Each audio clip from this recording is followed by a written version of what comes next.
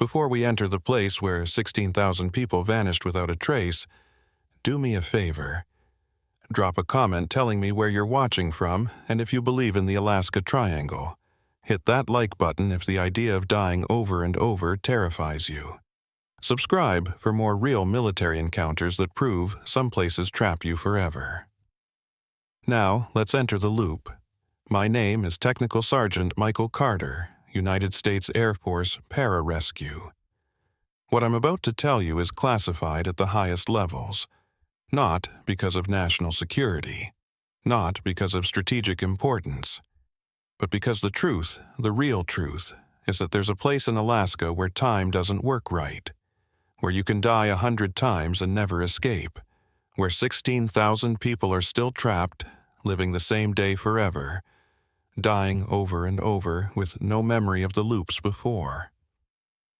I died 47 times in 24 hours, and I remember every single one. This is how it started, or how I think it started. When you're trapped in a temporal loop, beginnings and endings lose meaning. But this is the earliest moment I can remember clearly, the moment our helicopter went down, March 15th, 2024. 13:47 hours. 8 Air Force Pararescue jumpers, PJs, deployed from Elmendorf Air Force Base to search for a downed C-130 cargo plane in the Alaska Triangle. That's what they call it, the Alaska Triangle, a region roughly between Anchorage, Juneau, and Utqiagvik, where more than 16,000 people have disappeared since 1988. More disappearances per capita than the Bermuda Triangle. More unsolved cases than anywhere else on Earth. Our team, Lieutenant Marcus Webb, team leader, Master Sergeant James Rodriguez, myself, Staff Sergeants Thompson and Miller, Senior Airman Jackson, Foster, and Kimura, 8 of the best combat rescue operators in the Air Force. We'd pulled people out of war zones, mountains, oceans. We feared nothing. We should have feared the Triangle. The C-130 had gone down 2 days earlier. 6 crew, no survivors expected. Our mission was simple: locate the wreckage, recover bodies, determine cause of crash. Standard recovery operation. At 13:47 hours, our HH-60 Pavehawk helicopter crossed into the Alaska Triangle at 8,000 feet. The weather was clear, visibility unlimited, no mechanical issues, no warning, and then the sky twisted. I don't have better words for it. The sky twisted. Like reality bent, like the air itself became liquid and folded over. Our instruments went haywire, altimeter spinning, GPS showing impossible coordinates, radio filled with static and voices speaking backwards. Webb tried to call base. Elmendorf, this is Rescue 7, we are experiencing. The helicopter dropped. Not fell. Dropped. Like an elevator with cut cables. We plummeted 6,000 feet in maybe 5 seconds. My stomach tried to exit through my throat. The world spun. And then, impact. We hit a glacier. The helicopter crumpled like aluminum foil. I remember the sound. Metal screaming, glass shattering. Thompson's neck snapping as his head hit the bulkhead. Foster's harness failing, his body ragdolling through the cabin. The smell of jet fuel and blood, and the sudden, brutal silence after the rotor stopped spinning. I woke up in the snow. Don't know how long I'd been unconscious. My head pounded. Ribs broken. Left arm useless, but alive. The wreckage was scattered across the glacier. Pieces of our helicopter spread over 100 meters. I could see bodies. Thompson, definitely dead, neck at an impossible angle. Foster, thrown clear, not moving. The others, I had to find the others. "Sound off!" I yelled, coughing blood. "Anyone alive, sound off!" "Here!"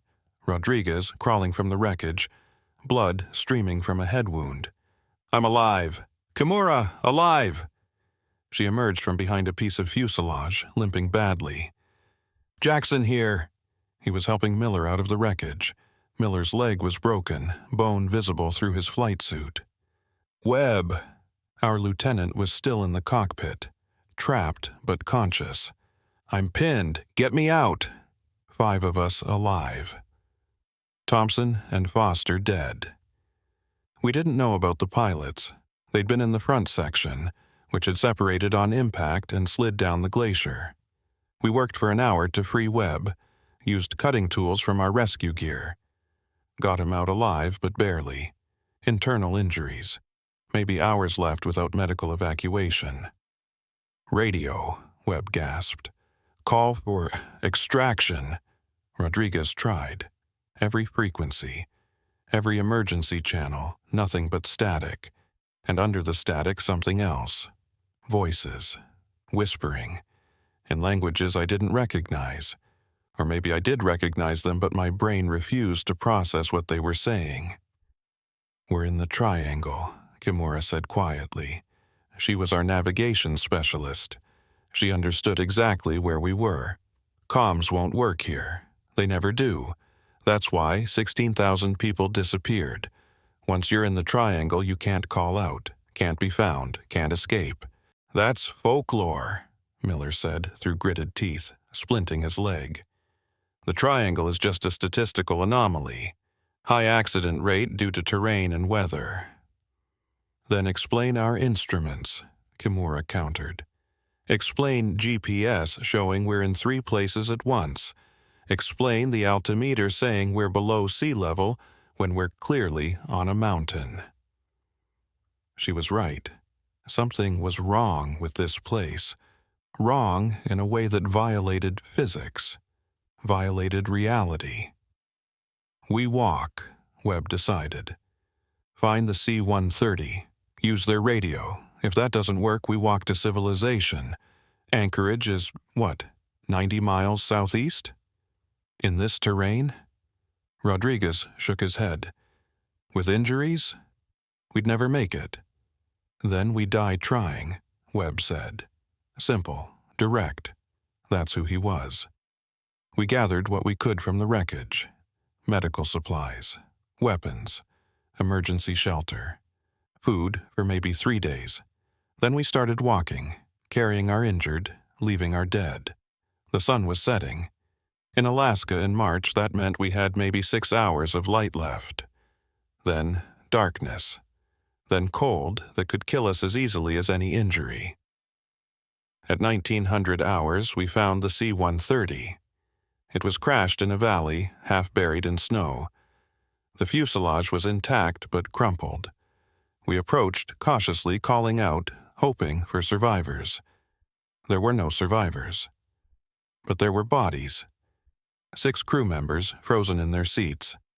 But here's the thing that made my skin crawl, the thing that started me understanding what was wrong with this place. The bodies weren't 2 days dead. They were months dead, maybe years. Frozen solid, preserved by the cold, but clearly ancient. Their flight suits were weathered, their skin was mummified. And when I checked the log, the last entry was dated November 17th, 2023, 4 months ago. This is the wrong C-130, Jackson said, reading over my shoulder. The one we're looking for crashed 2 days ago. This one crashed in November. No, Kimura said, her voice shaking. This is the right one. Look at the tail number, N2347. That's our target. But the crash date, it's impossible. Command said this plane went down on March 13th, 2 days ago. But according to this log, it crashed 4 months ago. Time doesn't work right here, I said, understanding starting to dawn. The triangle. It's not just a place where people disappear. It's a place where time breaks. We set up camp in the C-130's cargo bay. Out of the wind, at least. Webb was deteriorating fast. Internal bleeding, probably. He needed a hospital. We needed rescue. We needed to get out of the triangle. At 2100 hours, we heard something outside. Not wind, not animals, something else. Something moving through the snow with purpose, circling the wreckage, testing the perimeter. "What is that?" Miller whispered, weapon raised. "I don't know," Rodriguez said, "but we need to." The cargo ramp exploded inward. Something massive hit it from outside. Metal screeched. The ramp tore off its hinges, and then we saw it. I don't know what to call it. It wasn't an animal, it wasn't human, it was wrong. Like reality had folded and something from between moments had leaked through. It looked like a shadow given physical form, like time itself had condensed into a predator. It moved in stutters. Here, then there, then here again. Not walking, jumping between moments, between seconds, and when it looked at us, I felt something I'd never felt before in my entire military career. I felt like prey. The entity lunged. Rodriguez fired. The bullets passed through it like it wasn't there. Or like it was there but in a different moment. A different second. It grabbed Foster. Wait, Foster was dead. We'd left his body at the helicopter crash, but somehow he was here. Alive, running, screaming. The entity touched him. Foster froze. Not died. Froze, like he'd been paused. Stuck between seconds. His scream caught mid-sound. His body rigid. Then the entity moved to the next target. Jackson, same thing. Touched him, froze him, trapped him between moments. "Run!" Webb yelled. We ran. Out of the C-130. Into the darkness. Into the snow. The entity followed, stuttering through space, touching people, freezing them. Kimura, Miller, Rodriguez. One by one, my team stopped moving. Stopped breathing. Stopped existing in normal time. Only Webb and I were left, running through the snow, the entity behind us, always behind us, moving in those impossible stutters. Here, there, closer. Webb fell, his injuries finally catching up. He looked up at me. "Carter." "Run." I kept running. Coward that I am, I kept running while the entity took Webb. Froze him. Added him to its collection. I ran until I couldn't run anymore. Collapsed in the snow, hypothermia setting in. Injuries catching up. The entity nowhere in sight, but I could feel it. Out there. Waiting, hunting. I closed my eyes. Accepted death. At least it would be quick. At least it would be over. I woke up in the snow. My head pounded. Ribs broken. Left arm useless. But alive. Wait, I'd been here before. Done this before. I looked around. The wreckage was scattered across the glacier. Pieces of our helicopter spread over 100 meters. Thompson dead. Neck broken. Foster dead. Thrown clear. No. This was... I'd already done this. I'd already woken up. Already found Rodriguez. Already freed Webb. Already walked to the C-130. Already been hunted by that thing. But my team didn't remember. When Rodriguez crawled from the wreckage, he acted like it was the first time. When we freed Webb, he gave the same orders, same words, same plan. Only I remembered, only I knew we were repeating something. I tried to tell them. Listen, I know this sounds crazy, but we've done this before. We crashed. We found the C-130. Something hunted us. We all died. And then we woke up here again. They looked at me like I'd lost my mind. Concussion, they said. Head injury. Stay calm, Carter. We'll get you help. We walked to the C-130, found the same mummified crew, set up the same camp, and at 2100 hours, the entity came. This time, I knew it was coming. I tried to prepare, tried to warn everyone, but it didn't matter. The entity moved between moments. You couldn't fight it, couldn't predict it, couldn't escape it. It froze everyone. And this time when it came for me, I didn't run. I let it touch me. Felt the absolute zero cold of being trapped between seconds. Felt time itself stop. And then, I woke up in the snow again. Same crash, same injuries, same sequence. But this time, I knew. This was a loop, a temporal loop. Every time we died, we reset to the crash moment, forced to live it again. Die again. Reset again. Loop 3 played out almost identically to loops 1 and 2. The entity killed us at 2100 hours. We reset. Loop 4. I tried going a different direction, avoiding the C-130. Didn't matter. The entity found us anyway. Different time, different place, same result. Loop 5. I tried staying at the helicopter crash. The entity came earlier. 1800 hours. Loop 6. I tried everything I could think of. Nothing worked. We always died, always reset. Loop 7, 8, 9. They blurred together. Each one slightly different but always ending the same. Death. Reset. Death. Reset. By loop 10, I was starting to break. I'd died 10 times. Watched my team die 10 times. Woken up to that same moment, the crash, knowing everything that was coming but unable to stop it. And in loop 10, something changed. We were at the C-130 again, same setup, same waiting for the entity. But this time I walked outside before it arrived. Walked into the snow, looking for, I don't know what, evidence, explanation, escape. And that's when I found him. Me, my own body, frozen in the snow from a previous loop, dead, eyes open, staring at nothing. I fell to my knees next to my own corpse. This was proof. Physical proof I'd been here before, died before. This wasn't psychosis. This wasn't head injury hallucinations. This was real. We were trapped, looping, dying over and over. And somewhere in this frozen hell something was keeping us here. Something was watching us die. Again and again. Learning from us, studying us, feeding on us. I screamed into the Alaska night. 47 times I would die in this place. 47 loops before I learned the truth. That the Alaska Triangle doesn't kill you. It keeps you. Forever. I woke up in the snow for the 11th time. But this time, I had evidence. Before the entity killed me in loop 10, I'd done something different.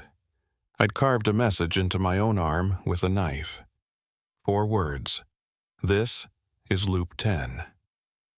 When I woke up in loop 11, the carving was gone. The reset had healed it, like it had healed all my other injuries.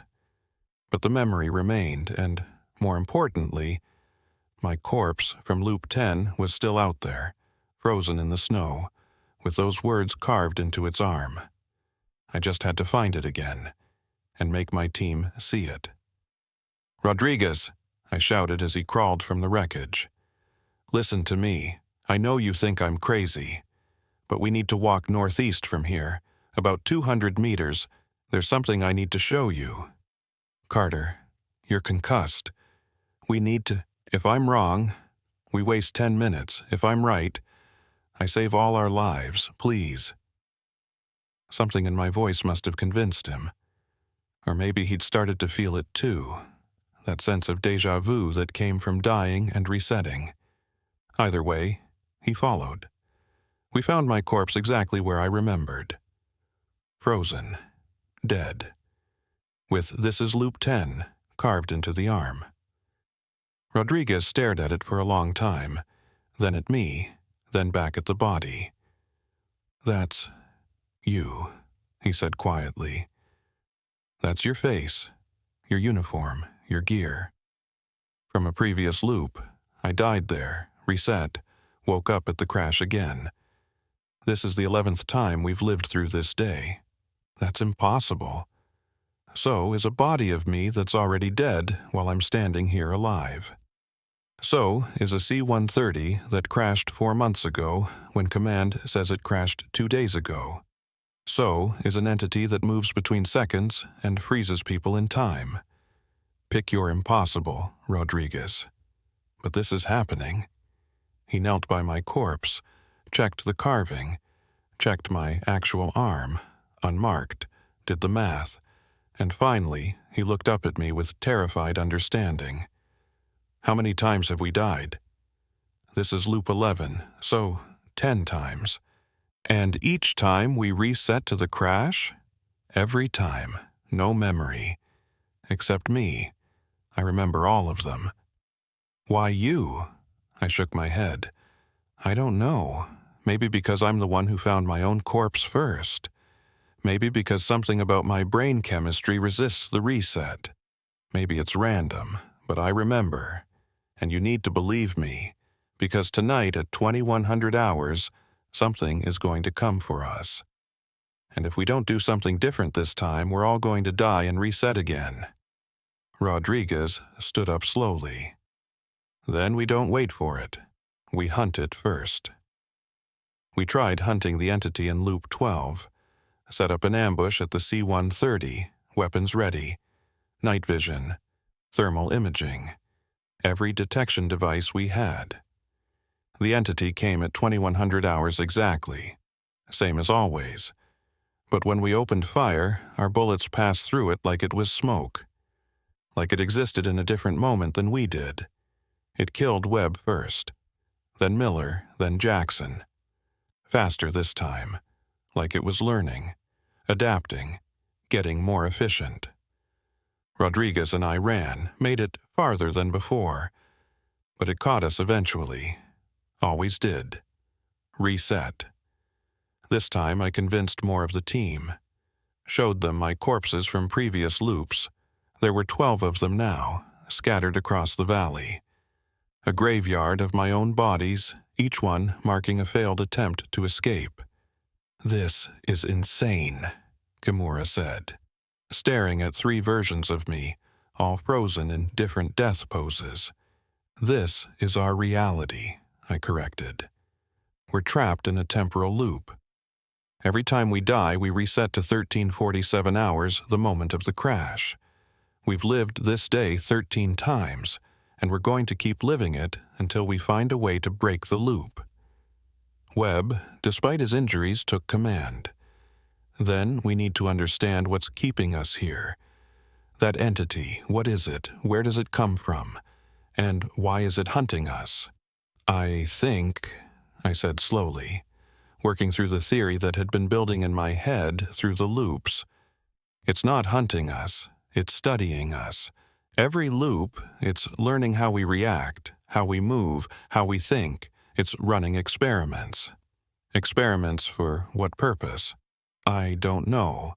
But I think it exists between the loops, between moments, in the spaces where time doesn't flow normally, and somehow we're trapped in its domain. We tried different strategies across the next loops. In loop 14, we tried destroying the C-130, thinking maybe it was the anchor point. Didn't work. The entity came anyway. Loop 15, we tried staying awake all night. The entity still came at 2100 hours. Killed us all by 2130. Loop 16, we split up, tried to confuse it. But it hunted us individually, more efficiently than when we were grouped. Loop 17, we tried to leave the valley entirely. Walked for hours. But somehow, we always ended up back at the crash site. Like the geography itself was looping. Like space was as broken as time. Each loop, I carved a new message. Left evidence. Built a database of information. What worked, what didn't. How the entity hunted, its patterns, its preferences. And slowly, across the loops, a picture emerged. The entity was getting faster, more efficient. Loop 1, it had taken 30 minutes to kill us all. By loop 17, it was down to 15 minutes. It was learning, evolving, perfecting its hunting strategy. Because we were its training ground, its laboratory. We were trapped in this loop so it could study us, learn from us, and once it learned everything it needed, what then? In loop 18, something new happened. We were at the C-130, preparing for the entity's arrival. But this time, at 20:30 hours, 30 minutes before it usually came, we heard something. Voices. Distant, faint, coming from deeper in the valley. Is that... Miller paused, listening. Is that people? Other survivors? Against my warnings, he went to investigate. Jackson went with him. They disappeared into the darkness. We waited. 15 minutes, 20, and then we heard screaming. Not from the entity, from something else. When Miller and Jackson came running back, they were terrified. More terrified than I'd ever seen anyone. "There are people out there," Miller gasped. "Hundreds of people, thousands, all frozen, all dead, all different ages of death. Recent corpses, ancient corpses, people from decades ago, centuries maybe." "The Triangle's victims," Kimura said quietly. 16,000 people disappeared here. You found them. Not just found them," Jackson said, shaking. They're all in different loops, different temporal streams. Some are moving, some are frozen, some are... He stopped, unable to continue. "Some are what?" Webb demanded. "Some are still alive, still trapped, still dying over and over in their own personal loops, just like us." The implications hit like a physical blow.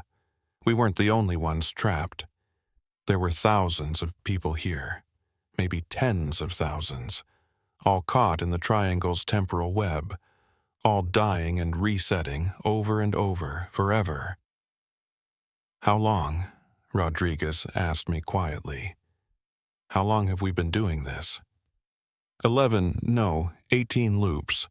About 18 days worth of time if you count each loop. And those people out there? Some of their corpses looked ancient. What if they've been looping for years? Decades? Centuries? I didn't answer, because the answer was too horrifying to speak aloud. Across the next loops, we explored. Found more evidence of the Triangle's victims. A hiker from 1987, frozen mid-step. A pilot from World War II, still in his cockpit. A group of gold rush miners from the 1800s, all of them trapped, all of them looping. Some still moving through their loops, visible to us like ghosts replaying their deaths. Others frozen permanently, their loops somehow terminated but their bodies preserved. And in every loop we learned more about the entity. It wasn't singular. There were multiple entities, maybe dozens, all existing between moments, between seconds. They were the guardians of the loop, the wardens of this temporal prison, and they were experimenting on us, on all of us. Every person who'd ever disappeared in the Triangle was a test subject, a data point, a learning opportunity for these entities to perfect their understanding of time, causality, and how to trap living things in broken moments forever. In Loop 23, we tried to communicate with the entity.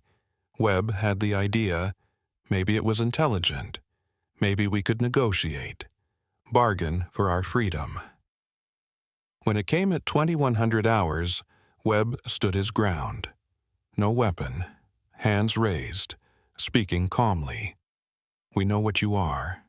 We know what you're doing. We're willing to cooperate.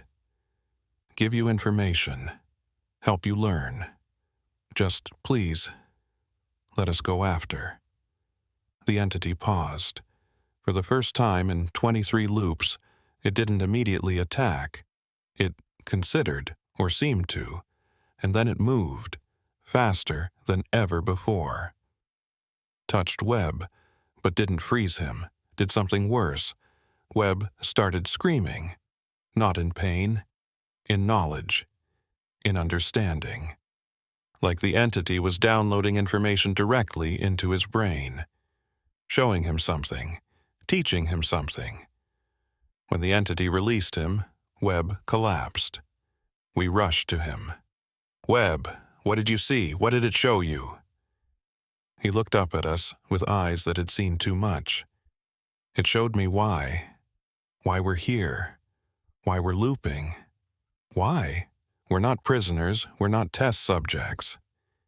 He laughed, a broken, horrible sound. "We're food. The entities feed on temporal energy, on the moments we live and die, on the loops themselves. We're livestock, trapped here to provide an infinite source of temporal energy. They keep us looping forever because every loop generates energy they can consume. That can't be. It showed me the others, all 16,000, all looping, all feeding these things, some for decades, some for centuries. And it's not just Alaska. There are other places. Bermuda Triangle, Devil's Sea, Bennington Triangle. All of them are feeding grounds. All of them trap people in loops. Infinite temporal farms for entities that exist outside normal time. We tried to tell the others in Loop 24. Tried to explain that we were food, that this loop would never end unless we did something drastic, unless we found a way to break it. But how do you break time itself? The entity came at 2100 hours. This time, it brought friends. 3 entities working in coordination. They'd learned that we'd learned. They were adapting to our adaptation. They killed Thompson first, then Foster, who'd been dead at the crash but was somehow alive in the C-130 again. The loop didn't even maintain consistency anymore. People shifted between death and life randomly. Then the entities did something new.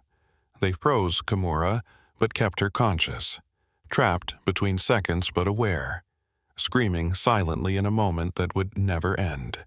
It was a message, a warning. Step out of line again, and this is what happens.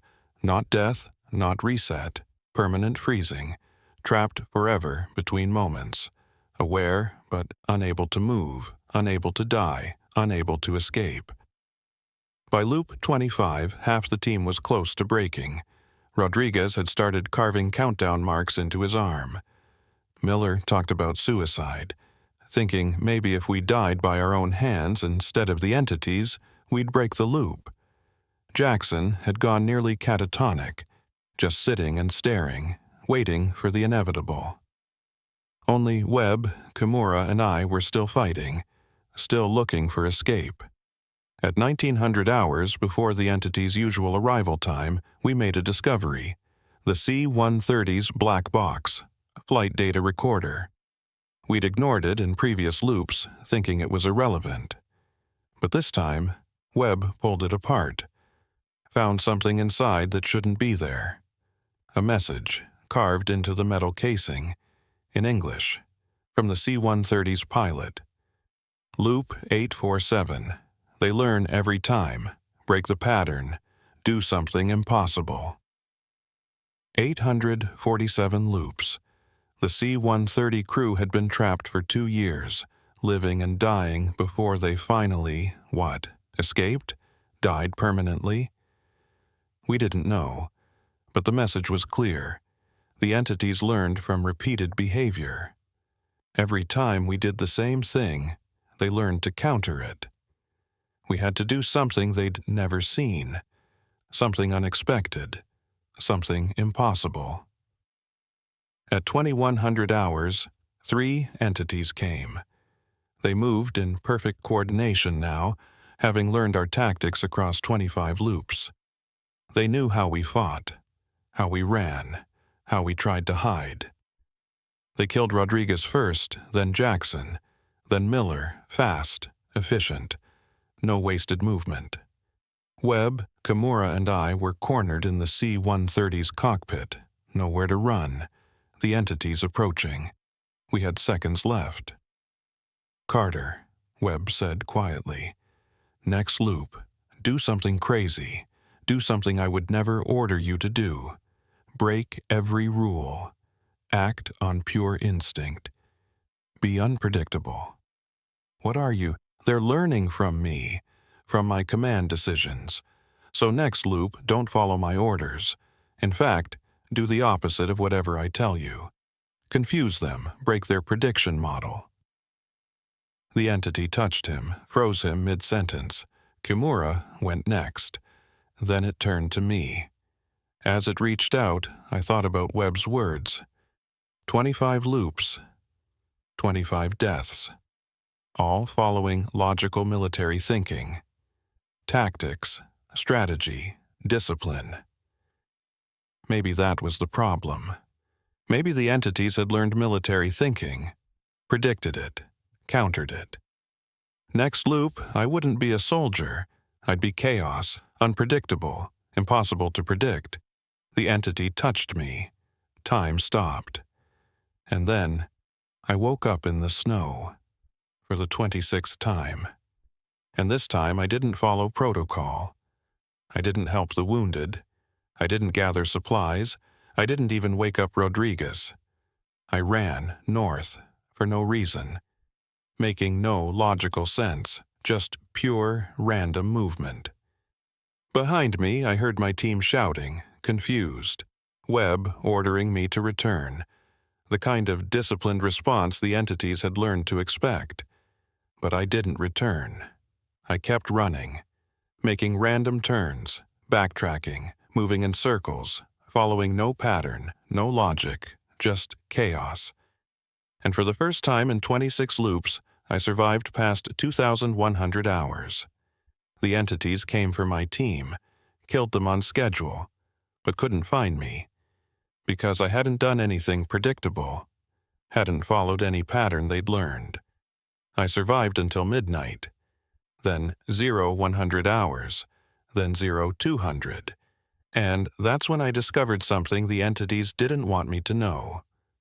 If you survived past 2,400 hours, past the end of the loop day, you didn't reset immediately.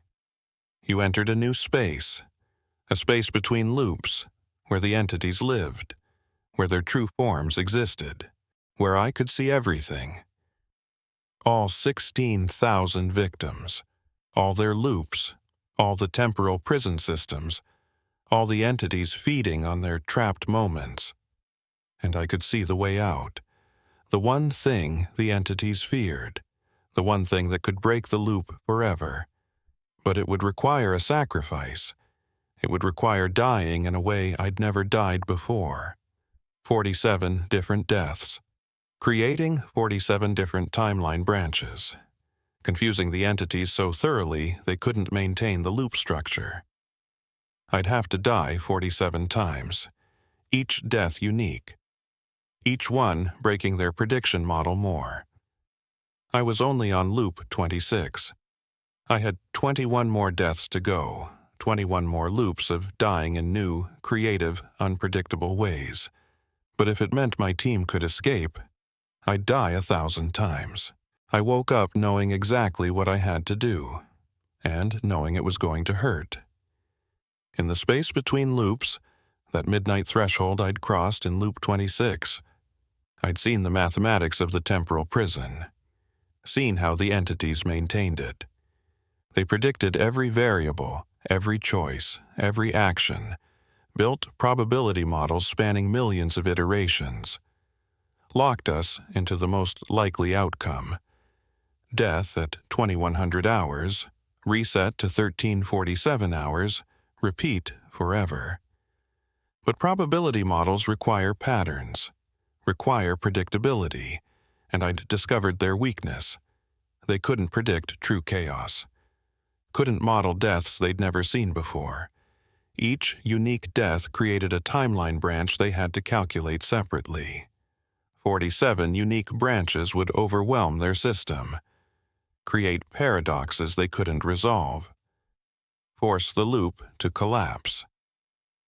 So I had to die in 47 different ways. No repeats. No patterns.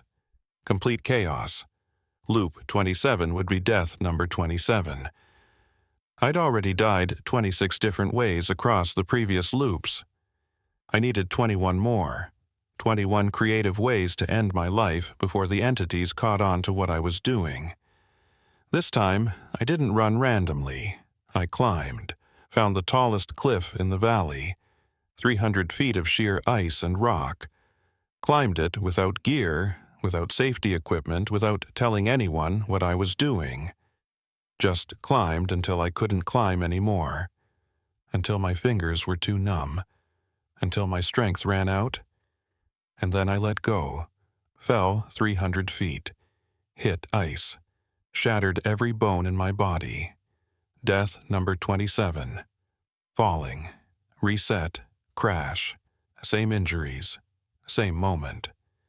But now I had a new memory, the between space, the knowledge that each death added to my count.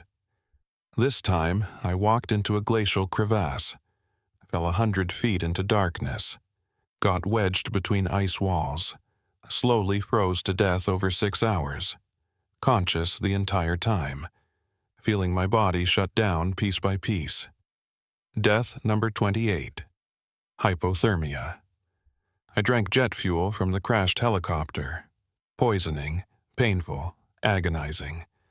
Lasted 4 hours before my organs failed. Death number 29. Chemical poisoning. Set myself on fire using the helicopter's fuel.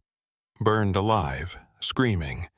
30 seconds of the worst pain imaginable. Death number 30. Immolation. By loop 30, my team was starting to notice something wrong with me. Even though they didn't remember the loops, some part of them felt the wrongness, felt that I was different, that I was breaking. "Carter, what's happening to you?"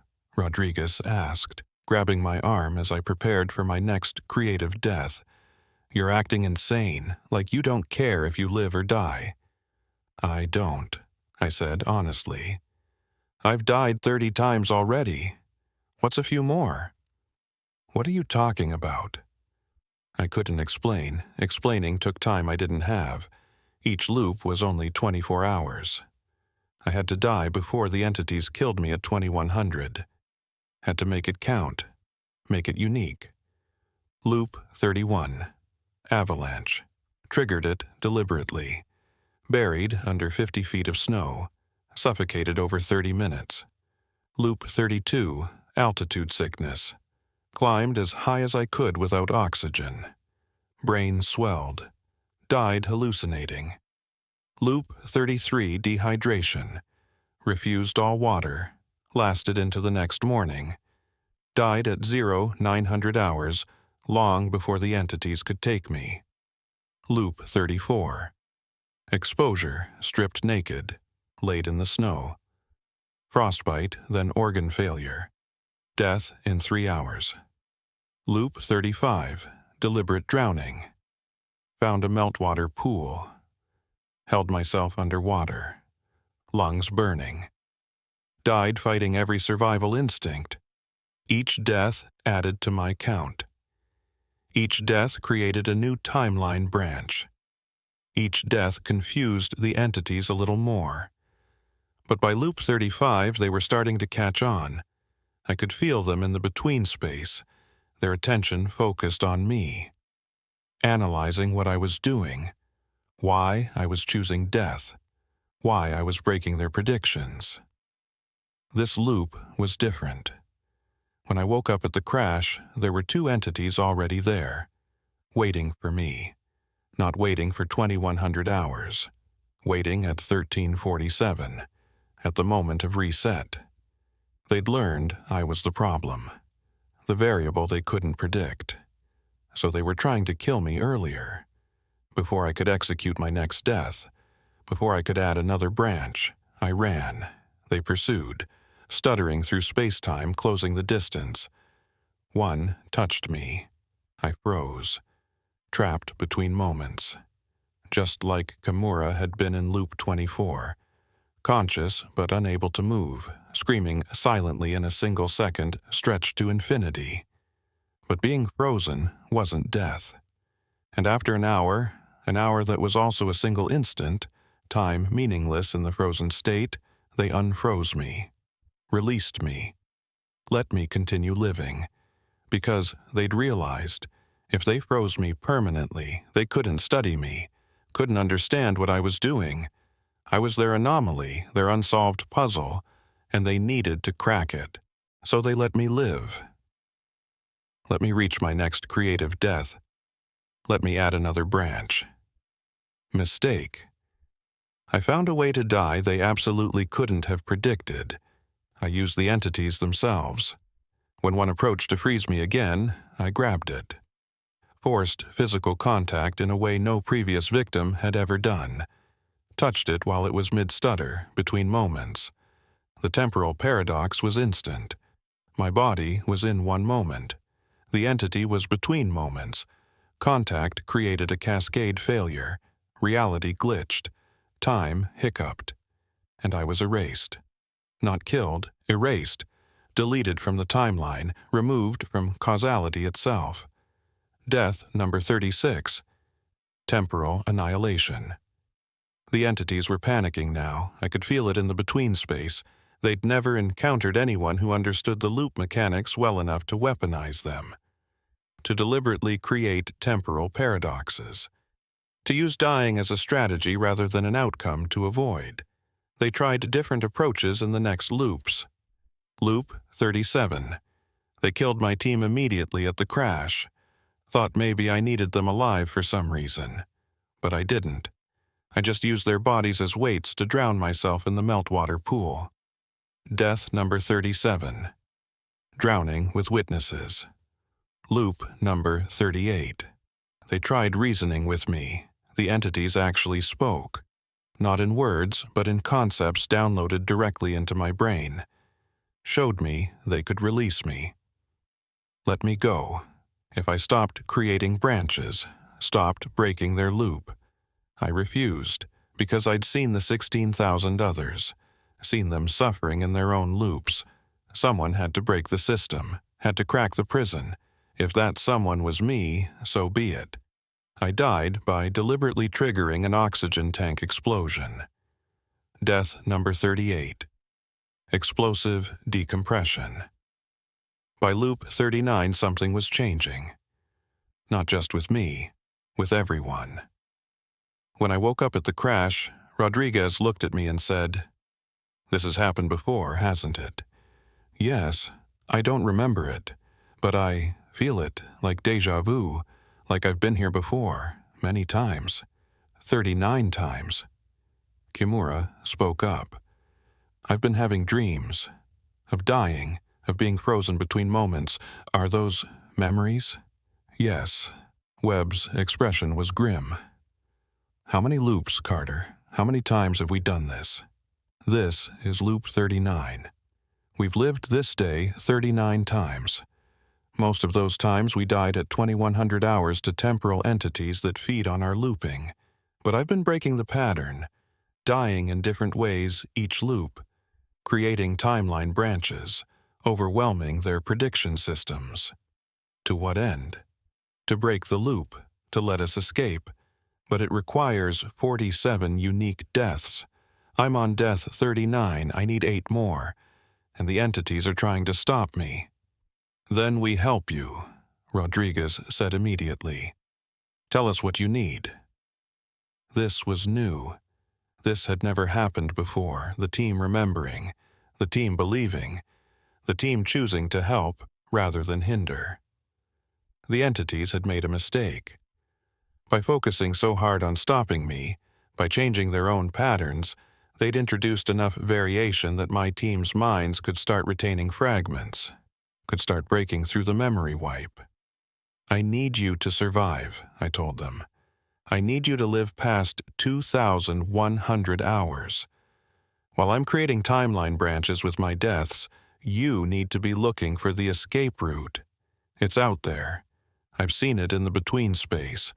A threshold, a way out of the loop, but I can't reach it and create branches at the same time. I need you to find it." Webb nodded. "We're PJs. We find people, save people. We'll find your exit." Loop 39. I died by rapid ascent. Climbed the mountain too fast. The bends. Nitrogen bubbles in my blood. Painful. Slow. Death number 39. This loop, my team remembered everything. All 39 previous loops. All the deaths. All the resets. The memory wipe had finally failed completely. Either because of my timeline branching, or because the entities were losing control of the loop mechanics. Either way, my team was fully aware now, and they were ready to fight. 8 more deaths, Webb said, reviewing my list. "And we need to survive past midnight to see the between space and find the exit. The entities will come at 2100, I said. "Same as always. You need to evade them, stay alive, whatever it takes. And you? I'm going to die spectacularly. Create as much chaos as possible. Give you cover." We prepared through the day, found every weapon we could salvage, set up defensive positions, made plans. For the first time in 40 loops, we were working together with full knowledge of the situation. At 2100 hours, the entities came. Not 3, not 5, dozens of them. They'd called in reinforcements.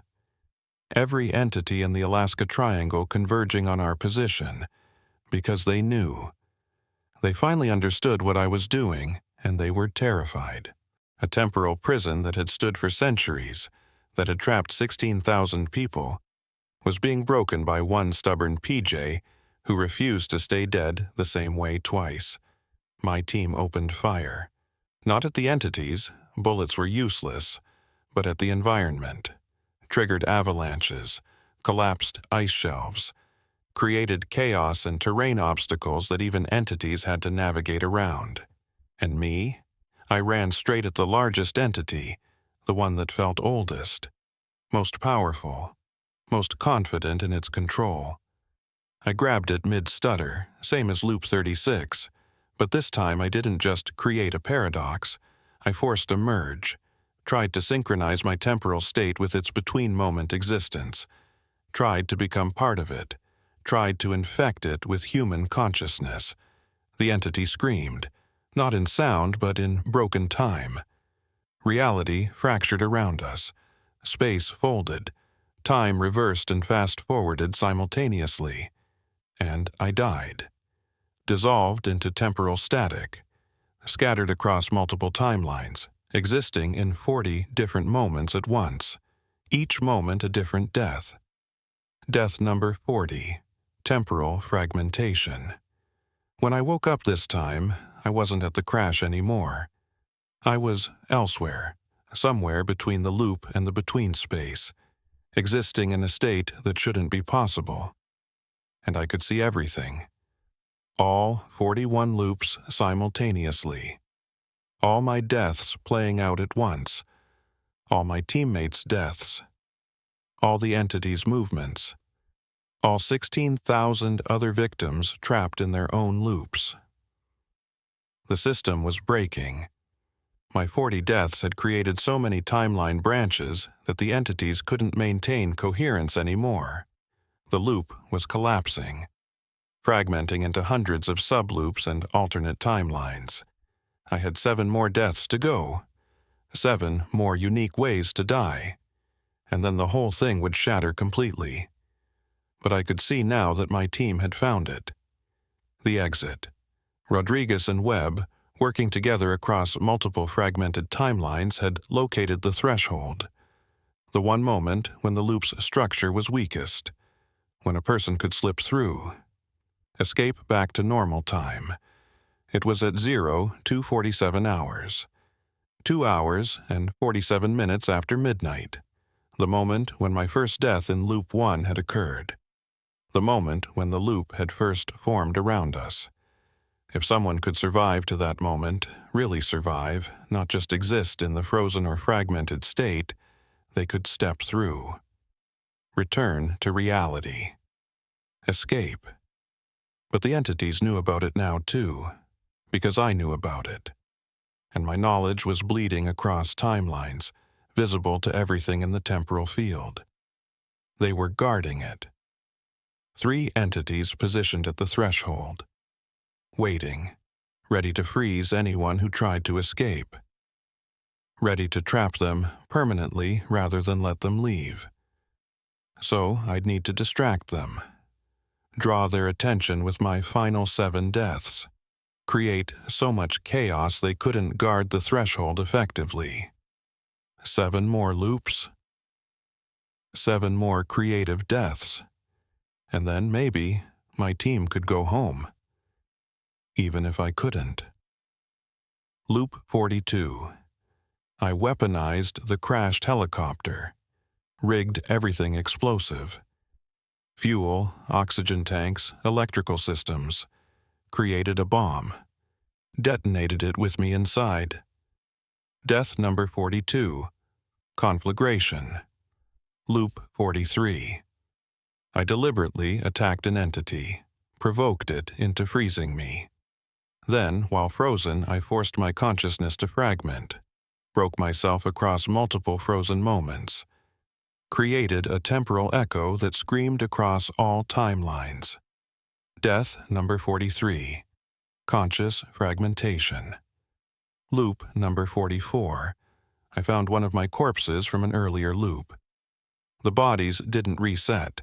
They persisted across loops. I used medical knowledge to extract my own heart from the corpse. Showed it to the entities. Proved I was willing to literally tear myself apart to break their system. Then I died from the psychological trauma of holding my own heart. Death number 44. Existential horror. Loop number 45. I synchronized with the loop itself.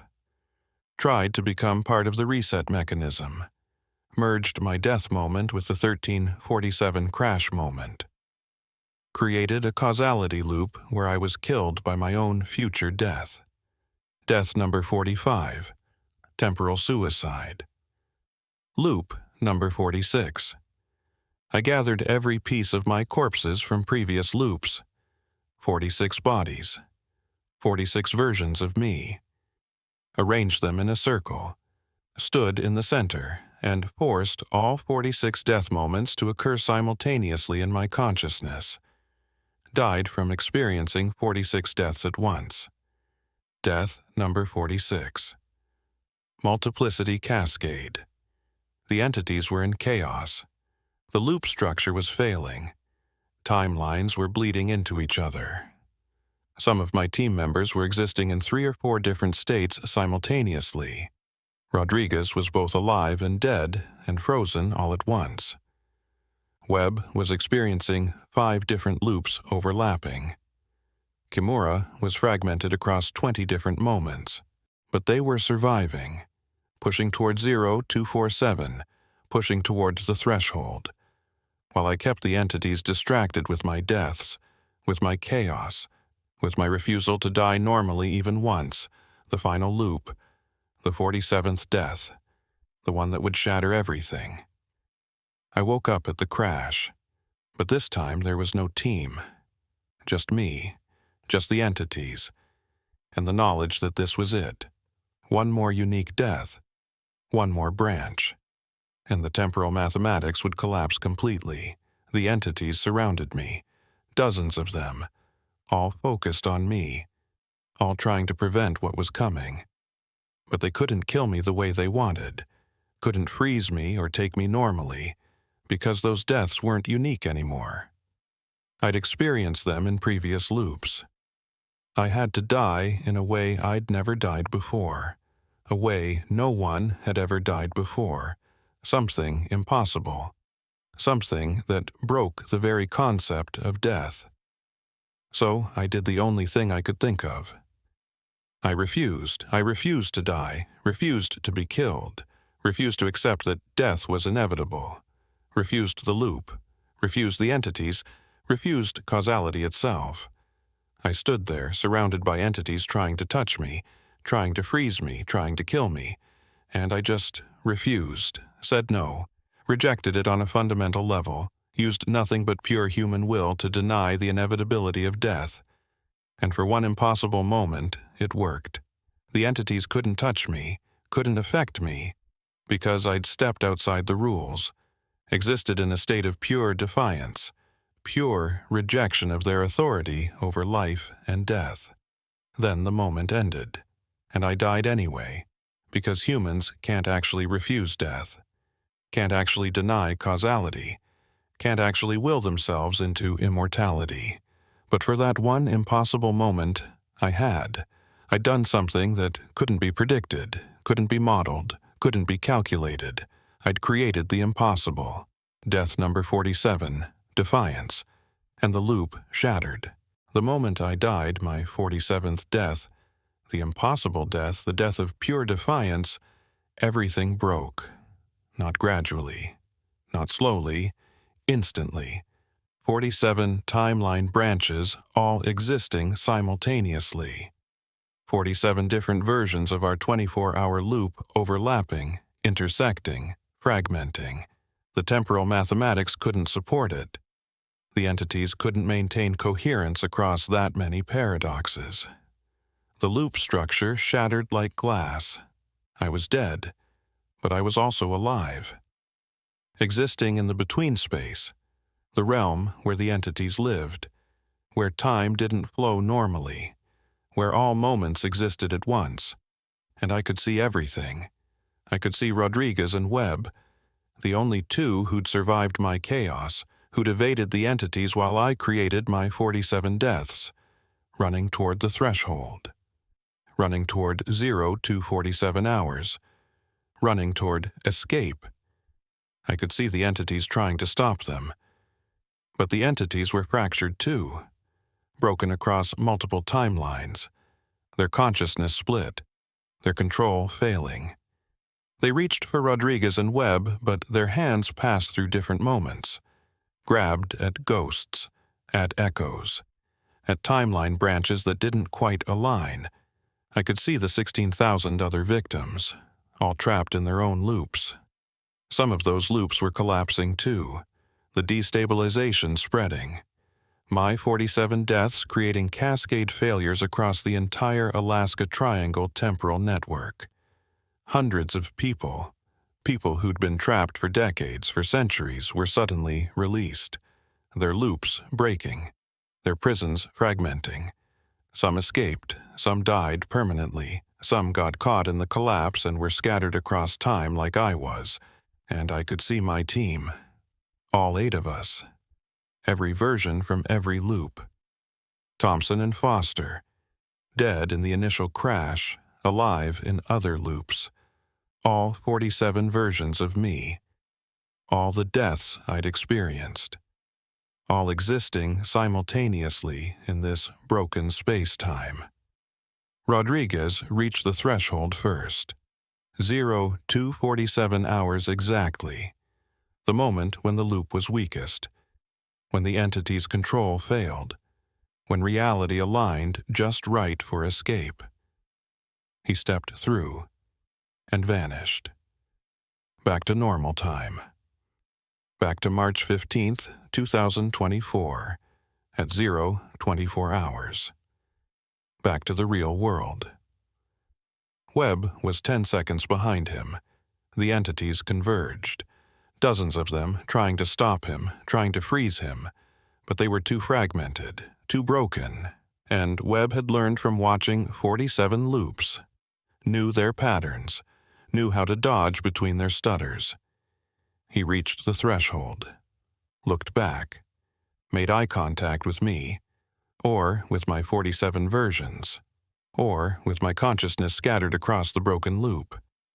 "Thank you," he mouthed. Then he stepped through, and was gone. 2 survivors, Rodriguez and Webb, the only people to ever escape the Alaska Triangle loop after entering it. Because of my 47 deaths, because I'd broken the unbreakable, the entities turned to me, all of them. Every entity in the triangle, their attention fully focused on the anomaly, the variable, the human who'd learned their system and exploited it, who'd weaponized death itself against them. They couldn't kill me. I was already dead, 47 times over, existing in a state between life and death, between moments, in their realm. They couldn't freeze me. I was already frozen in 47 different moments, already scattered across timeline branches, already fragmented beyond their ability to contain. They couldn't erase me, because my deaths had created permanent scars in the temporal fabric, branches that couldn't be collapsed without collapsing the entire triangle system. I was a paradox, a walking temporal impossibility, a human consciousness that shouldn't exist but did, trapped in their realm, unable to escape but unable to be destroyed. And the entities, for the first time in their existence, felt something they'd never felt before. Fear. Because if one human could do this, could break their system, could free prisoners, could exist in their realm, others could too. Their feeding ground was compromised. Their temporal farms were collapsing. Their perfect predator status was shattered. They tried to communicate with me, downloaded concepts into my fragmented consciousness, offered deals, offered freedom, offered anything I wanted if I would just stop existing, stop being the proof that they could be beaten. I refused. 47 times I'd refused death. 47 times I'd defied them. Why stop now? I existed in their space, lived in the between moments, watched as the Alaska Triangle slowly destabilized, as more loops collapsed, as more victims escaped or were freed or were scattered like me. I couldn't leave, couldn't return to normal time. My consciousness was too fragmented, too distributed across timelines. I'd sacrificed that possibility when I created the 47th branch. But I could do something else, something the entities hated. I could help others escape. Every new person who entered the triangle, every hiker, every pilot, every hunter who vanished into the temporal web, I could reach out to them in the between space, could whisper warnings, could show them the truth, could teach them about loops and entities and timeline branches. Some listened, some didn't, but enough did. Enough learned, enough escaped. The Alaska Triangle's success rate was dropping. Fewer permanent captures, more escapes, more failures in the entity's feeding system, all because I existed where I shouldn't, did what I shouldn't, refused what couldn't be refused. Normal time, March 15th, 2024. 0247 hours. Rodriguez and Webb materialized in the snow exactly where our helicopter had crashed. But the crash was different now. The timeline had changed. In this version of reality, the helicopter had landed safely. No crash, no deaths, no loop, because the loop had never happened. The 47 branches had retroactively prevented it, changed causality, made the crash a non-event. Thompson and Foster were alive, standing by the helicopter, confused about why Rodriguez and Webb looked so traumatized, why they were crying and shaking and staring at the sky like they'd seen impossible things. "Sir," Thompson asked Webb, "are you all right? We just landed. The mission is scrubbed. Command called us back. Weather's turning bad." Webb couldn't speak, couldn't explain. How do you tell someone you've died 47 times? That you've lived the same day for 47 loops? That you only escaped because your teammate sacrificed himself 47 different ways? Rodriguez managed. "Carter, where's Carter?" Thompson looked confused. "Who's Carter?" "Sir, there's no Carter on this team. It's 8 of us. You, me, Foster, Miller, Jackson, Kimura, Thompson. Wait, I'm Thompson. Sorry, I mean, Rodriguez. Wait, that's you. I mean..." He trailed off, equally confused. There was no Carter. Had never been a Carter. The timeline had changed. The loops had retroactively edited him out of existence.